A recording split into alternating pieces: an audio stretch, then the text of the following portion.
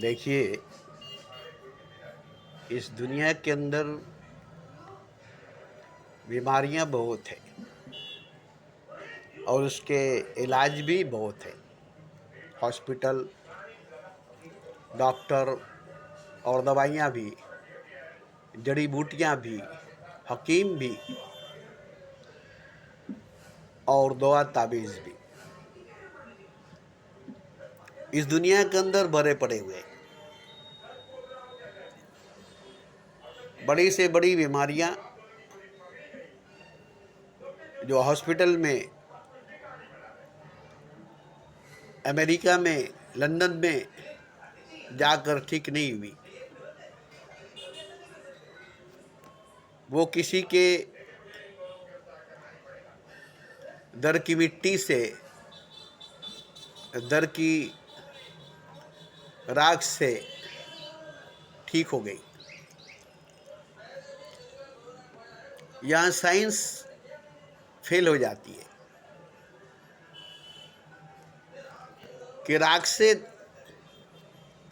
बीमारी की इलाज, मिट्टी से बीमारी की इलाज, ये कैसे हो सकता है? वो भी किसी मजार की राख, किसी बाबा के दरवाजे की चौखट की मिट्टी।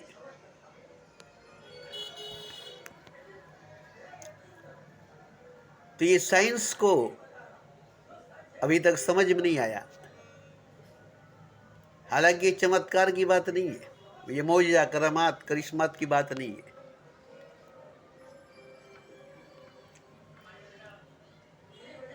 ऐसा हुआ है, ऐसा होता है और ऐसा होगा। तो देखिए, बीमारी कई तरह की है। दिमागी बीमारी है, ज़हनी बीमारी है, मानसिक बीमारी है, दिल की बीमारी है, दिमाग बीमार है, जहन बीमार है, दिल बीमार है, जिस्म भी बीमार है। किसी को कैंसर हुआ है, किसी की किडनी खराब है। ये सब बड़ी बड़ी बीमारियां हैं जो बड़े बड़े हॉस्पिटल में बड़े पैसे लगती है, बड़े रुपया पैसा लगता है तब ठीक होती है, और बड़ा वक्त, बड़ा समय लगता है, बड़ी दवाइयाँ लगती है, बड़े ऑपरेशन होते हैं तब होती है ठीक। तो ये सब तो ठीक हो जाती है और हुई भी है और होगी भी। बड़े बड़े हॉस्पिटल बने हैं जिसमें कैंसर के इलाज, हार्ट के इलाज, ब्रेन के इलाज, किडनी के इलाज हो रही है और मरीज ठीक हो रहे हैं। अब रही बात कि जिसको बड़ी बड़ी बीमारियां हुई, अगर वो गरीब आदमी है तो कहाँ से ऐसा पैसा लाएगा इतना, और इलाज कहाँ से करेगा? तो बीमारी में मुब्तला होकर के वो मर जाएगा क्योंकि उसके पास पैसा नहीं है। और कहीं कोई हॉस्पिटल अगर उसे फ्री में इलाज कर दे तो उसकी ठीक हो जाएगी, या कोई अमीर आदमी उसकी मदद कर दे तो उसकी इलाज हो जाएगी, ठीक हो जाएगी, या कोई संस्था चंदे के पैसा से, डोनेशन के पैसे से उसके इलाज करा दे तो ठीक हो जाएगा।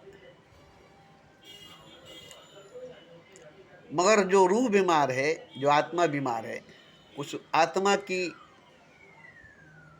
उस रूह की जो बीमारी है, जो रोग है, उसकी इलाज कहाँ से होगी? उसका इलाज कहाँ से होगा? कौन सा हॉस्पिटल में होगा? रूहानी इलाज का कोई डॉक्टर, रूहानी इलाज का कोई हॉस्पिटल तो नहीं है। आत्मा की बीमारी के इलाज कहाँ पर होगी? आत्मा बीमार है, रूह बीमार है। आत्मा में रोग है, बीमारी है, रूह में रोग है, बीमारी है। अब रूह को स्वस्थ करना, तंदुरुस्त करना, मस्त करना, ताकतवर करना,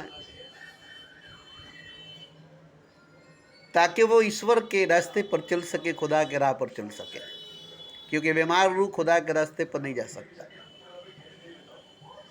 बीमार रूह, बीमार आत्मा ईश्वर के रास्ते पर नहीं चल सकता। सवाल ही नहीं पैदा होता। जैसे एक बीमार आदमी है जो चल फिर नहीं सकता है, तो बिस्तर पर सोया रहेगा, वो कहीं भी नहीं जा सकता है। कैंसर का रोगी है, दमे का बीमारी है, या फालिज मार दिया है, लकवा मार दिया है, अपाहिज अपंग हो गया है, कोड़ की बीमारी हो गई है, तो वो कहीं जा नहीं सकता है, चल फिर नहीं सकता है, कहीं जा नहीं सकता है। इसी तरह से आत्मा भी, रूह भी रोगी हो जाती है, बीमार हो जाती है, तो कमज़ोर हो जाती है, और कमज़ोर हो जाने की वजह से वो ईश्वर के रास्ते पर, खुदा के राह पर नहीं जा सकती है। और बीमारी की बात क्या है, बीमारी क्या है, ये आपको पहले समझना होगा। बीमारी है क्या, रोग है क्या। जैसे लोहे को जंग लग जाती है तो जंग लोहे को खा जाती है, लकड़ी को घुन लग जाती है तो घुन लकड़ी को खा जाती है। अब यहाँ देखिए कि जंग जो है लोहे से मजबूत चीज़ है, ऐसी तो बात नहीं है। घुन जो है लकड़ी से मजबूत कीड़ा है, ऐसी तो बात नहीं है। लकड़ी मजबूत है, लकड़ी से कीड़े को मारा जा सकता है, मगर एक कीड़ा लकड़ी को तोड़ नहीं सकता है। ऐसे ही जंग जो है उसे लोहा मार सकता है। तो कमज़ोर जो चीज़ है वो है जंग, जो लोहे को खा जाती है। कमज़ोर जो चीज़ है वो है घुन, जो लकड़ी को खा जाती है। ऐसे ही आत्मा को, रूह को खा जाने वाली जो रोग है, जो बीमारी है, वो है अहंकार, वो है घमंड। रावण को उसके घमंड ने मारा।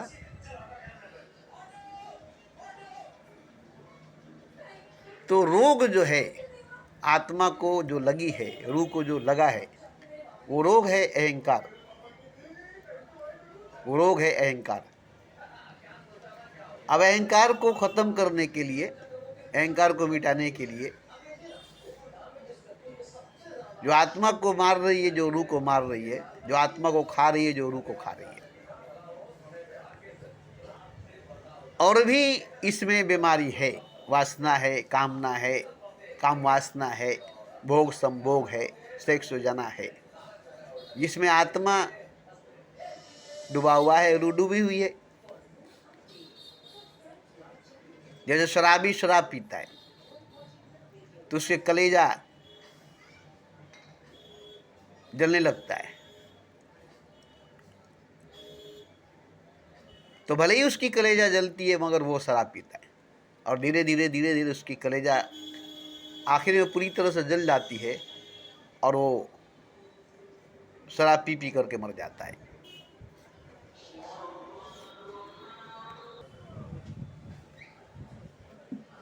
तो रूह की जो बीमारी है, आत्मा का जो रोग है, उसकी तो कोई हॉस्पिटल नहीं है, उसका तो कोई डॉक्टर नहीं है, उसकी तो कोई दवा नहीं है। फिर उसकी रोग कैसे ख़त्म होगी, उसकी बीमारी कैसे ख़त्म होगी। तो जो रोग है आत्मा के अंदर, बीमारी है जो रूह के अंदर, वो बहुत डेंजर है, बहुत ख़तरनाक है। जो रूह को बीमार कर रखा है, आत्मा को रोगी बना कर रखा है। जो आत्मा अजर अमर अविनाशी है, जो रूह अमर है, और सच पूछिए तो जो रूह खुदा है, जो आत्मा परमात्मा है, वो बीमार है। यहाँ आपको अगर मैं कहूँ आत्मा बीमार है तो आपको अच्छा लगेगा, चलो आत्मा बीमार है कोई बात नहीं है। रूह बीमार है आपको अच्छा लगेगा, चलो रूह बीमार है कोई बात नहीं है। मगर मैं कहूँ कि रूह बीमार नहीं है, बस बीमार जो है वो खुदा है, रूह नहीं। बीमार जो है वो परमात्मा है, आत्मा नहीं, क्योंकि आत्मा है ही नहीं, रूह है ही नहीं। रूह है नहीं, आत्मा है ही नहीं, मगर चर्चा है रूह की, जिक्र है रूह की कि रूह है, रूह होता है, आत्मा है, आत्मा होती है, मगर नहीं, रूह होता ही नहीं है, आत्मा होता ही नहीं है। असल में जो है वो खुदा है। असल में जो है वो परमात्मा है। अब वो परमात्मा बीमार है, रूह बीमार नहीं है, खुदा बीमार है। मैंने कहा है कि खुदा पागल है। आपको सुनकर बुरा लगता है कि खुदा जो पूरी कायनात को बनाए वो पागल कैसे हो सकता है। इतनी ताकत का मालिक खुदा जो पूरी कायनात को चला रहे वो पागल कैसे हो सकता है। मगर हकीकत यही है, सच यही है कि खुदा ही पागल है, खुदा ही बीमार है, खुदा ही, ईश्वर ही बीमार है, परमात्मा ही बीमार है। अब परमात्मा बीमार है, ईश्वर बीमार है, खुदा बीमार है, उसका इलाज कौन करेगा? खुदा की बीमारी का इलाज कौन करेगा? अब कौन और है खुदा के अलावा? अब और कौन है परमात्मा के अलावा?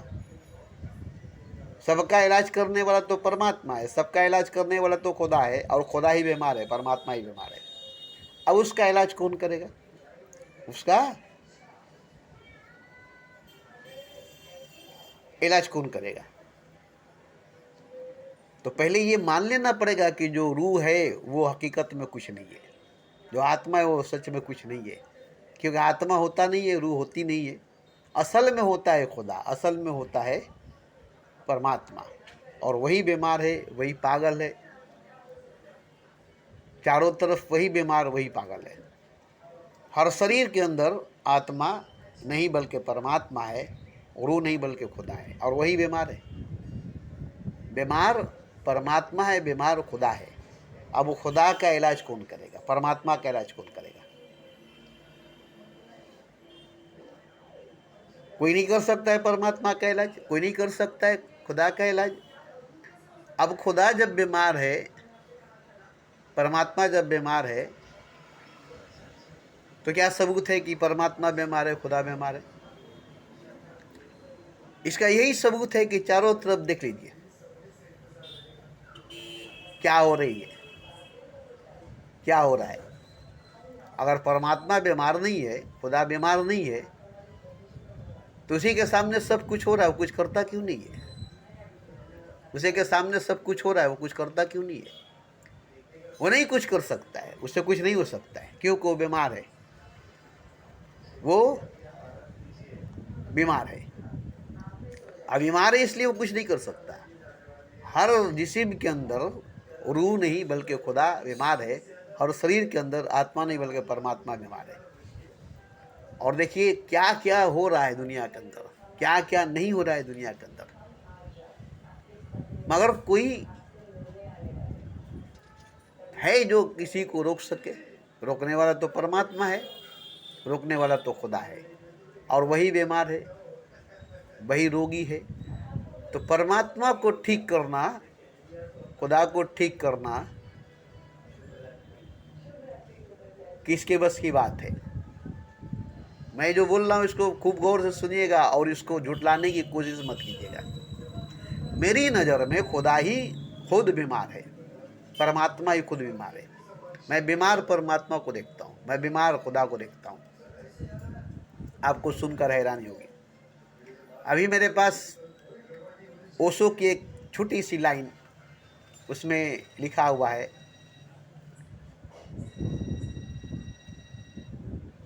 इंसान भटकता हुआ भगवान है। अब वहाँ ये नहीं लिखा हुआ कि इंसान भटकती हुई आत्मा है, भटकती हुई रूह है। उसमें लिखा हुआ इंसान भटकता हुआ भगवान है। भटकती हुई आत्मा नहीं है, भटकती हुई रूह नहीं है। तो भटकता हुआ भगवान इंसान है, इंसान भटकता हुआ भगवान है। तो भटकता है क्यों? अपने रास्ते पर जाता क्यों नहीं है? अपना रास्ता बनाता क्यों नहीं है? उसका रास्ता उसको नजर आता क्यों नहीं है? तो भटकता क्यों है? इसलिए कोई बीमार है, बीमार है इसलिए भटकता है। तो भगवान बीमार है, खुदा बीमार है, इंसान भटकता हुआ भगवान है, मनुष्य भटकता हुआ परमात्मा है। तो भटकता है क्यों? इसलिए कि वो बीमार है, अंधा है, अज्ञानी है, इसलिए वो भटकता है, न तो वो अपने रास्ते पर चलता, वो अपने मंजिल पर जाता, वो अपने मकाम पर पहुंचता, वो अपना काम करता। तो आज के दौर में कोई कह देगा कि खुदा पूरी दुनिया को चला रहा है। पूरी दुनिया को चलाने वाला खुदा है और पूरी दुनिया को खुदा चला रहा है। पूरे कायनात को चलाने वाला खुदा है, पूरे कायनात को खुदा चला रहा है।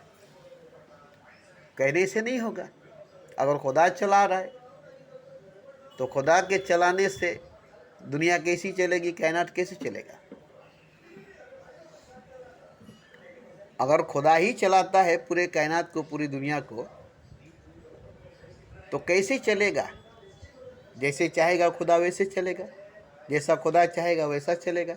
मगर जैसा खुदा चाहता है वैसा चलता है क्या?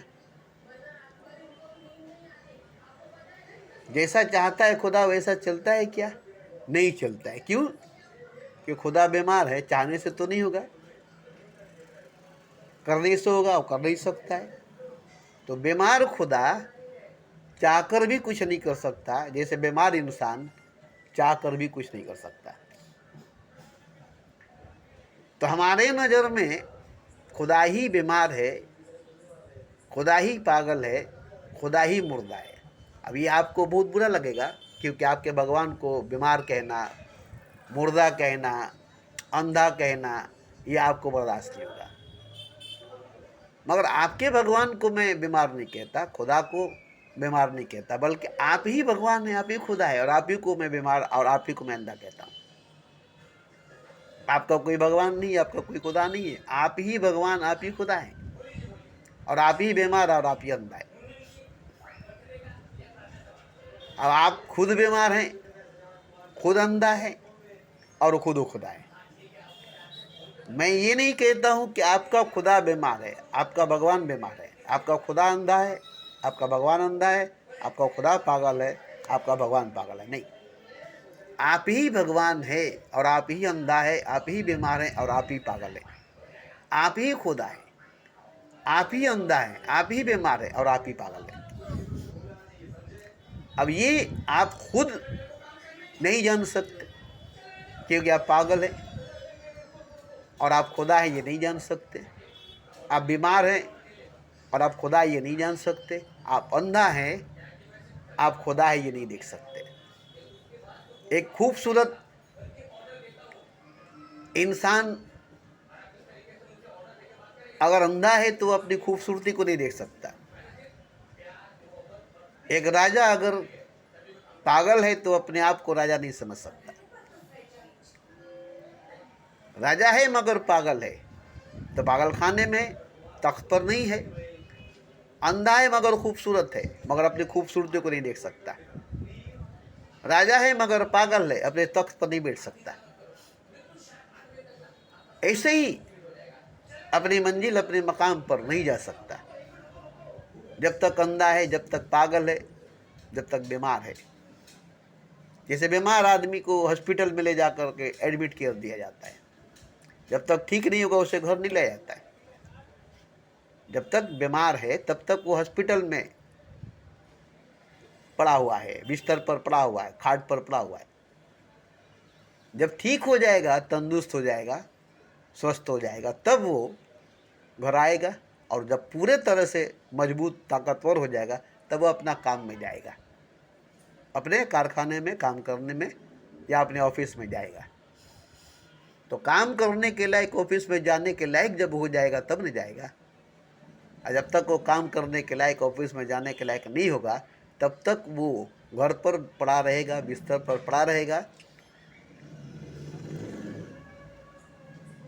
ऐसे ही वो कुछ नहीं कर पाएगा, पड़ा पड़ा बिस्तर पर रहेगा, क्योंकि बीमार है, कमज़ोर है, कमजोरी है।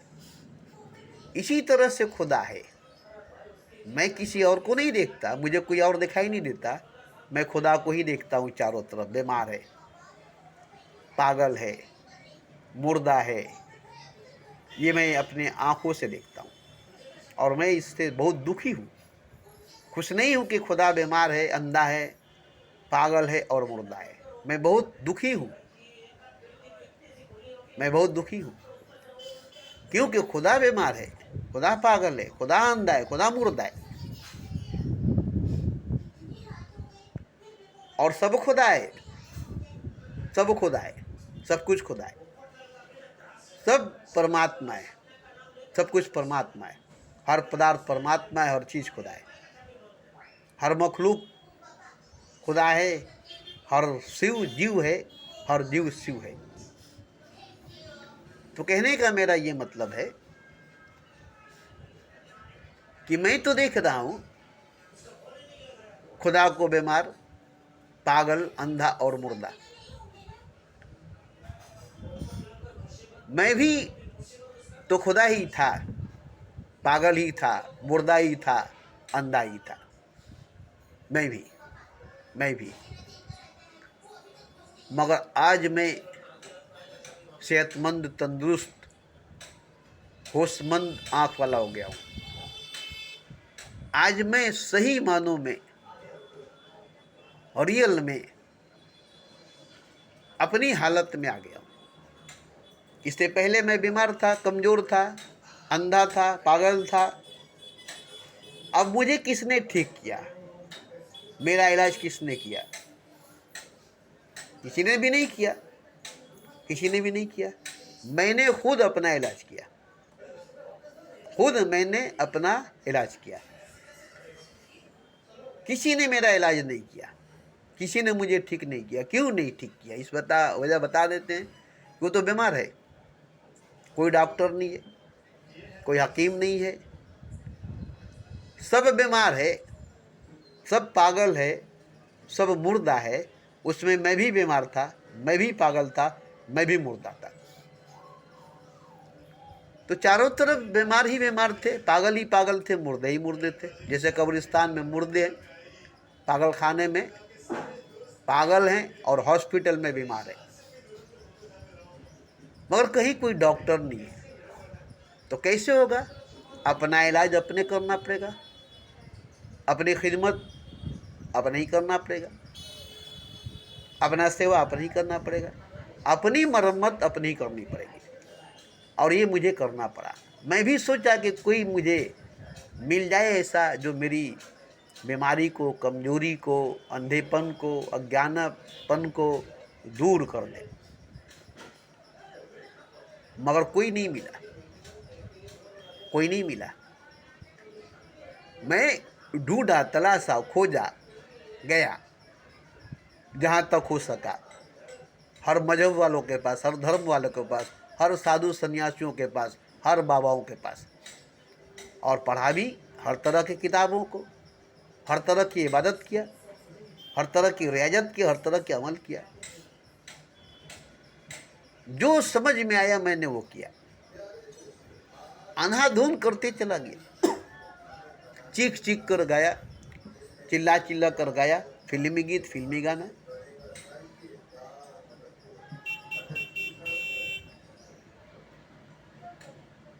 ये नहीं कि मैंने खुदा की जिक्र किया, अल्लाह का नाम लिया, नहीं।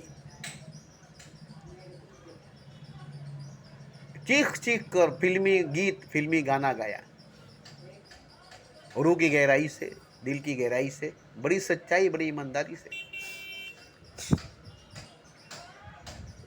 मगर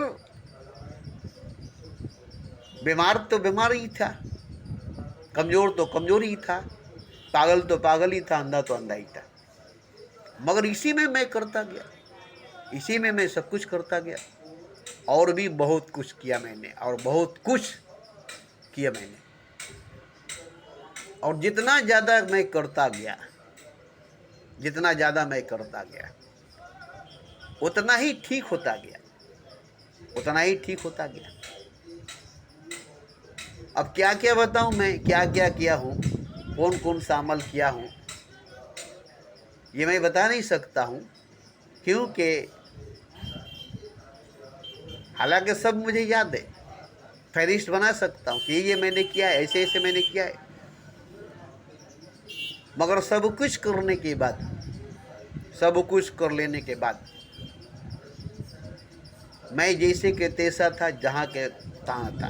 1 इंच 1 कदम आगे नहीं बढ़ाता, 1 इंच 1 कदम आगे नहीं बढ़ाता। 50 साल एक सा गुजरी, फिर शादी कर लिया, तब भी लगा रहा। ये नहीं कि शादी करने के बाद छोड़ दिया। घर की जिम्मेदारी निभाने के बाद भी, घर का बाजार हाट करने के बाद भी मैं अपने कामों में लगा रहा।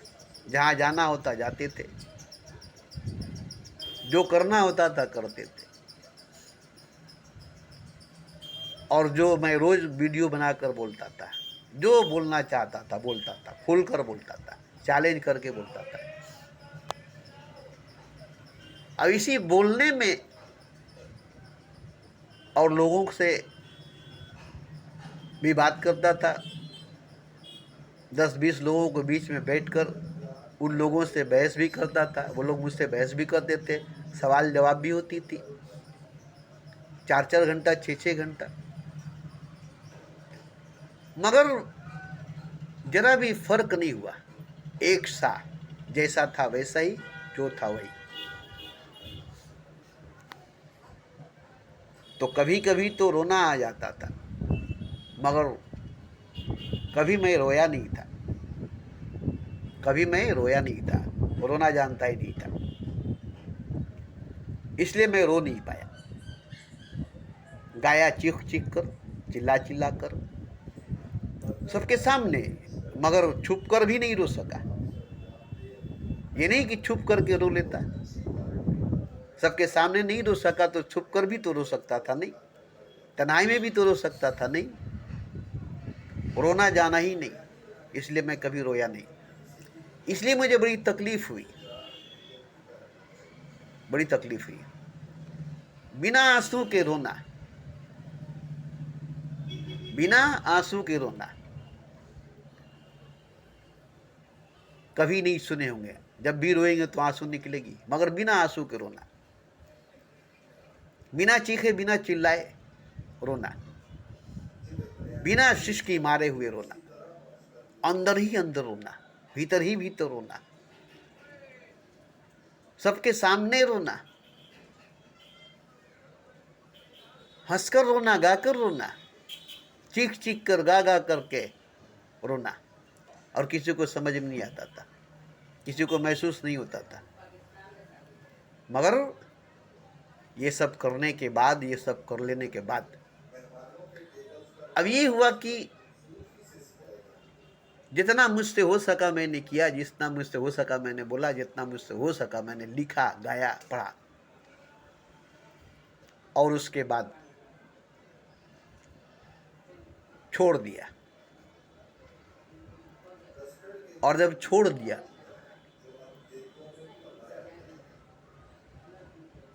बोलना छोड़ दिया, गाना छोड़ दिया, लिखना छोड़ दिया, पढ़ना छोड़ दिया, करना छोड़ दिया।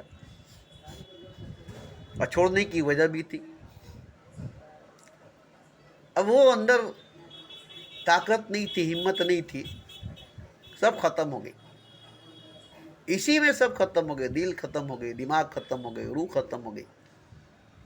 हमारे भीतर की जो दिल थी, जो दिमाग था, जो रूह थी, जो खुदा था, ये एक बड़ा अहंकार था। और ये अहंकार मिट गया, खत्म हो गया।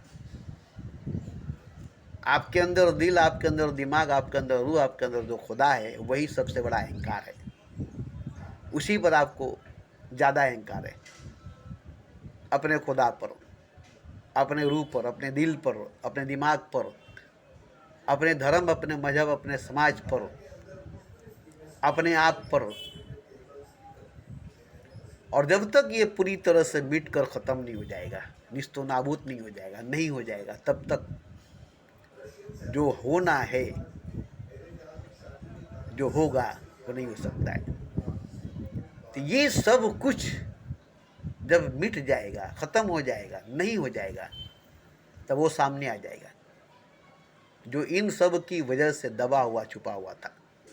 और जब वो सामने आ जाएगा, जैसे बोर्ड पर आपने तस्वीर बना दी या तहरीर लिख दी, तो जो लिखा हुआ है वही पढ़ेंगे सब, जो तस्वीर बनी है वही देखेंगे सब। ब्लैक बोर्ड को कोई नहीं देखेगा। फिल्म चल रही है तो फिल्म को देखेंगे सब, पर्दे को कोई नहीं देखेगा, पर्दा दिखाई नहीं देगा। सफ़ेद पर्दा है जो जिस पर फिल्म चल रही है वो कभी दिखाई नहीं देगा। जब तक फिल्म चलेगी वो दिखाई नहीं देगा। जब तक टीवी चलेगी स्क्रीन जो सफ़ेद है वो दिखाई नहीं देगा। तो जब ये सब बंद हो जाएगी, फिल्म ख़त्म हो जाएगी, तो सफ़ेद पर्दा दिखाई देगी। ब्लैक बोर्ड पर जो कुछ लिखी हुई है वो सब मिट जाएगी, जो तस्वीर बनी हुई है वो सब मिट जाएगी, तो फिर ब्लैक बोर्ड दिखाई देगी। ऐसे ही जो हकीकत है, जो सच है, जब सब कुछ ख़त्म हो जाएगी, जब सब कुछ मिट जाएगी, तो हकीकत जो है वो सच जो है वो सामने आ जाएगी। इन्हीं सब की वजह से हकीकत छुपी हुई है, सच छुपा हुआ है। जिसकी खोज, जिसकी तलाश आप करते हैं, गीता में, रामायण में, बाइबल में, कुरान में, मजहब में, धर्म में, समाज में, कर्म में, कई जन्म में करते आ रहे हैं, मगर वो सच, वो हकीकत आपके करने की वजह से, पढ़ने की वजह से उस पर परत दर परत पड़ती चली जा रही है। जैसे धूल आईने पर जमती चली जाए, बरसों बरसों के बाद आईना नज़र नहीं आएगा, चेहरा नज़र नहीं आएगा, क्योंकि उस पर एक मोटी धूल की चादर पड़ गई है।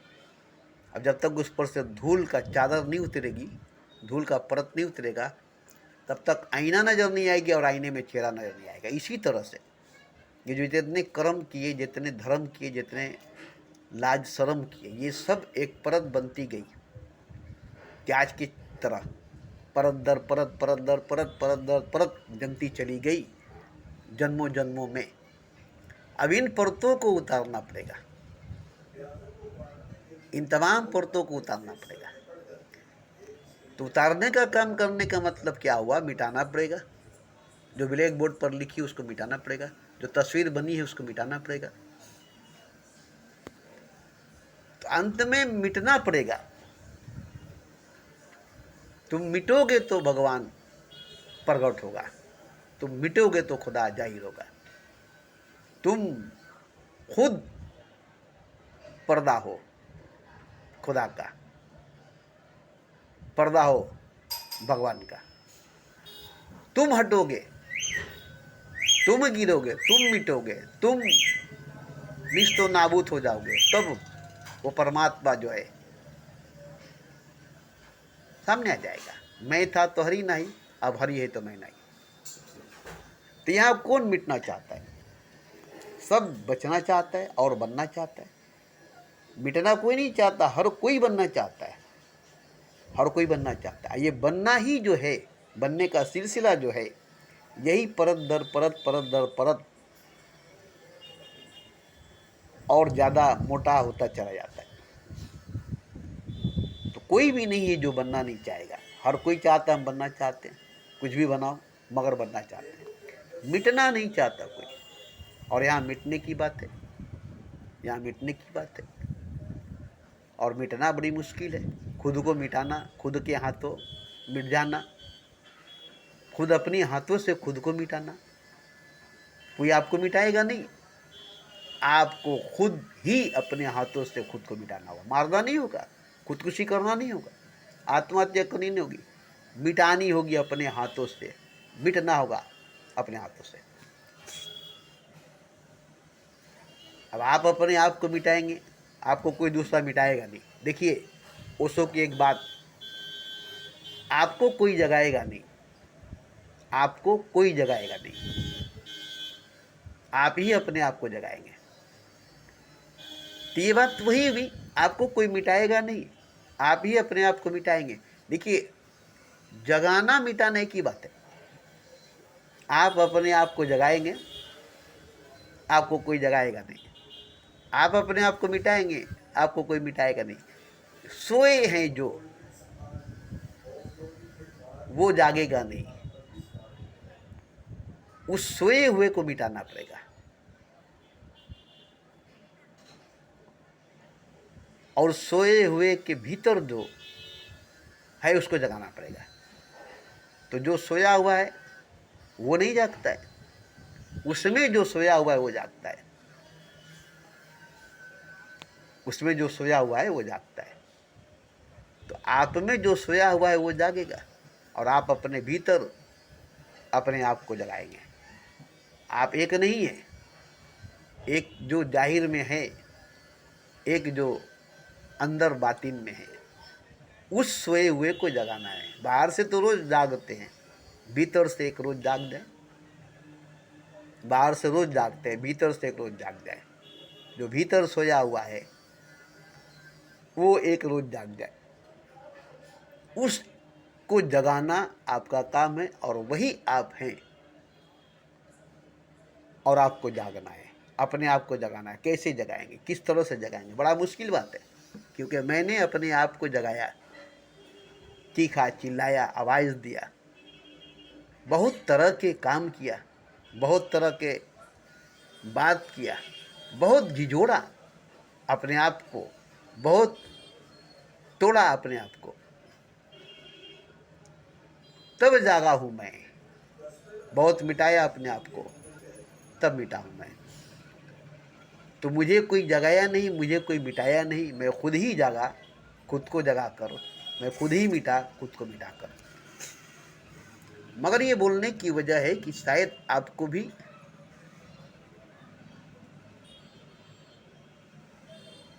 जगाना है, आपको भी जागना है। आप भी खुदा हैं, आप भी खुदा हैं, ये आपको जानना है। अभी आप पागल हैं, अभी आप बीमार हैं, अभी आप अंधा हैं, अभी आप मुर्दा हैं, अभी आप खुदा नहीं है, अभी आप खुदा नहीं है। तो जब पागल हैं ठीक हो जाएंगे, अंधा है ठीक हो जाएंगे, बीमार है ठीक हो जाएंगे, मुर्दा है जिंदा हो जाएंगे, तो आप खुदा हैं, ये आप जान जाएंगे। तो आप खुद खुदा हैं, ये जब जान जाएंगे तब आप पागल नहीं रह जाएंगे, अंधा नहीं रह जाएंगे, मुर्दा नहीं रह जाएंगे, अज्ञानी नहीं रह जाएंगे, क्योंकि आप खुदा हैं। अभी आप जान गए, तो सब खुदा है, और ये सबको जानना है। अब कोई भी किसी को बता नहीं सकता है कि तुम खुदा हो। सब खुदा है, मगर है, मैं पूरे चैलेंज के साथ कहता हूँ, पूरे डंडे के चोट पर कहता हूँ कि हर जर्रा खुदा है, हर पदार्थ परमात्मा है, हर आदमी खुदा है, हर इंसान खुदा है, हर मनुष्य भगवान है। अब ये मेरे कहने से तो होगा नहीं, और आपके सुनने से तो होगा नहीं। आप मान लेंगे कि मैं खुदा हूँ, तो नहीं होगा।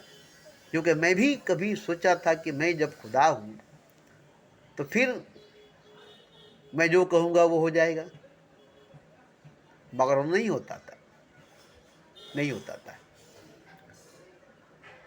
अब मैं जब जान गया हूँ कि मैं खुदा हूँ, तब मैं कुछ नए सिरे से करता नहीं हूँ, मुझे नए सिरे से कुछ करना होता नहीं है। मैंने बहुत कुछ कर दिया है पहले ही, अब उसी को मैं देखता हूँ। नया सिरे से कुछ करना नहीं है, नया सिरे से कुछ होना नहीं है। मेरे हाथों से बहुत कुछ हो गया, पूरी कायनात मेरे हाथों से बन गई है, मैंने पूरे कायनात को बनाया है। अब इसको मैं देखता हूँ, अपने बनाए हुए कायनात को, अपने बनाए हुए मखलूक़ात को, अपने आप को मैं देखता हूँ। जैसे आप खूबसूरत लिबास पहनकर, जेवर पहनकर, खूबसूरत श्रृंगार करके, सज धज के आईने में खड़ा होकर आप अपने आप को देखते हैं, बार बार आईने में खड़ा होकर अपने आप को देखते हैं। मगर जब सज धज लेते हैं, मेकअप वगैरह कर लेते हैं, पार्टी वगैरह में जाते हैं, तब दूल्हा बनते हैं, तब तो क्या आप रोज ही दूल्हा बन करके आईने में खड़ा होकर के अपने आप को देखेंगे तो लगेगा? जिस दिन दूल्हा बनेंगे उसी दिन आप अपने आप को आईने में देखेंगे, और उसी दिन आप दूल्हे के शक्ल में नजर आएंगे। उसके बाद शादी हो गई, स्वागत मना लिए। अब आप उस जोड़े को पहन कर सोचेंगे कि मैं फिर आईने में खड़ा होकर देखूं, तो अब दूल्हा नहीं है, अब दूल्हा नहीं है, अब एक आम इंसान हो गए, अब एक आम इंसान हो गया। तो ठीक इसी तरह से जब आप दूल्हा होंगे तब आप कैसा होंगे? बिना दूल्हा हुए आप नकली दूल्हा बनकर अपने आप को देखेंगे तो अच्छा नहीं लगेगा। असली खुदा बनकर अपने आप को देखेंगे तो अच्छा लगेगा। नकली खुदा बन करके अपने आप को देखेंगे तो अच्छा नहीं लगेगा। जैसे असली दूल्हा बनकर देखेंगे अपने आप को, उस दिन आपको अच्छा लगेगा। अब नकली दूल्हा बन करके, दूल्हे का ड्रेस या दुल्हन के ड्रेस पहन करके, दुल्हन बन करके नकली शादी ब्याह करके जैसे फ़िल्मों में करते हैं, तो उससे तो नहीं होगा। जब तक असली में शादी नहीं होगी, असली में दूल्हा नहीं बनेंगे, असली में दुल्हन नहीं बनेंगे, तब तक दूल्हा दुल्हन का पता आपको नहीं चलेगा।